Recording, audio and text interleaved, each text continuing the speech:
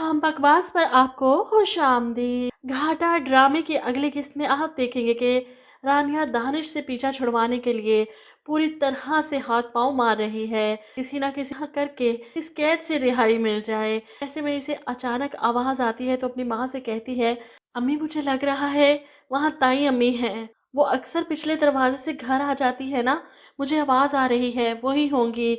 हम इनको मदद के लिए पुकार लेंगे।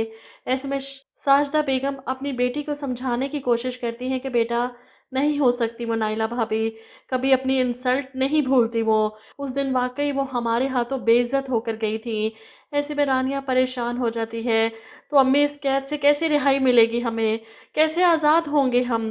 साजदा इसे अपने गले से लगाती हैं, बेटा सब्र करो, एक ना एक दिन तो कोई पहुंचेगा हम तक। अब वो भी थक चुकी हैं, सो जाती हैं, लेकिन रानिया को कुछ समझ नहीं आ रही। वो किसी न किसी तरह करके पेंसिल और कागज़ का अरेंज करती है और ख़त लिखकर खिड़की से बाहर फेंक देती है। ये सब करके वो डर भी रही है कहीं इस बार भी ख़त दानिश के हाथ न लग जाए। इधर साजिदा बेगम की तबीयत काफ़ी ख़राब होती जा रही है। वो इसे कहती हैं कि रानिया मेरी हिम्मत तो अब जवाब दे गई है। जिस पर रानिया चुपके से अपनी माँ को बताती है, अम्मी आपको पता है मैंने ताया अब्बू को एक लेटर लिखा है। जिस पर साजिदा बेगम कहती हैं कि पता नहीं वो ख़त उन तक पहुंचेगा भी या नहीं। ऐसे में आप देखेंगे कि ड्रामे में सस्पेंस दिखाने के लिए दिखाया जा रहा है कि हमज़ा बाहर लॉन में सिगरेट पी रहा है, जब अचानक इसकी नज़र ज़मीन पर पड़ती है, लेकिन ये भी महज ख्वाबो ख्याल ही होगा। रानिया का ख़त हमज़ा के हाथ लगेगा और वो ख़त पढ़कर हैरान होगा। इसी लम्हे दानिश कमरे में आता है और इन माँ बेटी को देख कर कहता है, क्या चल रहा है आजकल, और फिर रानिया पर चिल्लाता है। वो ख़त इसे दिखाते हुए कहता है, ये क्या है। ख़त देखकर रानिया की आंखों में आंसू आ जाते हैं, इसकी आखिरी उम्मीद भी दम तोड़ गई। दानिश इसे बेड पर धक्का देता है तो रानिया चिल्लाती है, कब तक जुल्म ढाओगे, कब तक धमकियाँ दोगे, कब तक कैद करके रखोगे। वो चिल्लाती है, एक ना एक दिन तो रिहाई मिलेगी ना। और फिर से रानिया पर हाथ उठाता है दानिश, अपनी ज़िंदगी से रिहाई मिलेगी, मेरी कैद से नहीं। साजिदा बेगम अपनी आंखों के सामने ये सब बर्दाश्त नहीं कर पा रही। वहीं लेटे लेटे दानिश के सामने हाथ जोड़ देती हैं, खुदा के लिए बस कर दो। वैसे अब तो हद ही ख़त्म हो गई, एक ही चीज़ को बार बार दिखाई जा रहे हैं। इतना जुल्म कैसे हो सकता है, हर बार दानिश कैसे जीत सकता है। वो ख़त किसी और के हाथ भी तो लग सकता था ना, हमज़ा के या इसके बाप के या फिर इसकी माँ के। क्यों नहीं ड्रामे को आगे बढ़ने दिया जा रहा। वही सब कुछ फिर से दिखाई जाते हैं। मुसीबत है इन लोगों को कि ड्रामे की कहानी को आगे बढ़ाएं या ख़त्म करें। वहीं दूसरी तरफ आप देखेंगे कि आखिरकार दानिश के सामने साइमा की हकीकत भी खुल जाती है।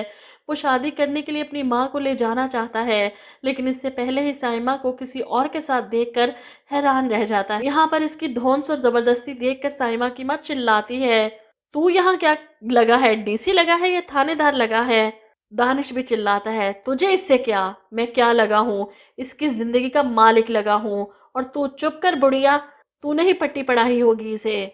ऐसे में साइमा भी अपनी असलियत दानिश को दिखाती है, अपनी बकवास बंद कर, निकल यहाँ से। साइमा का ये अंदाज देखकर तो दानिश की आंखें फटी की फटी रह जाती हैं। वो जो इसके सामने बोलती भी नहीं थी, आज इसे घर से निकाल रही है। ऐसे में साइमा इसे बताती है, तेरी औकात क्या है, तू क्या समझता है कि मैं जानती नहीं तू किस तरह फ़कीर से अमीर हुआ अपनी बीवी के पैसों पर। बहुत देखे तो जैसे, चल निकल यहाँ से। बहुत ही अच्छा होता कि साइमा और दानिश की शादी हो जाती और शादी के बाद साइमा अपनी असलियत दानिश और नवाब बेगम को दिखाती, लेकिन इससे पहले ही ये पोल खोल दिया। अब तो दानिश का सारा जोर रानिया पर ही चलेगा।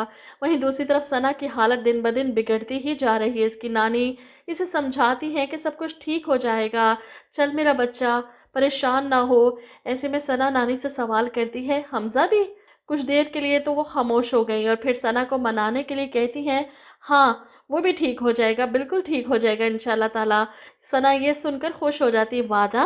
और नानी इसे बहलाने के लिए कहती हैं, हाँ वादा, पक्का वादा, लेकिन एक शर्त है, अब दोबारा कभी खुद को नुकसान पहुंचाने की कोशिश नहीं करोगी। सना भी फ़ौरन मान जाती है, क्योंकि वैसे ही दिमागी तवाज़ुन इसका ख़राब हो चुका है। लेकिन नवाब बेगम को तो सिर्फ बहन की दौलत समेटने की फ़िक्र लगी है।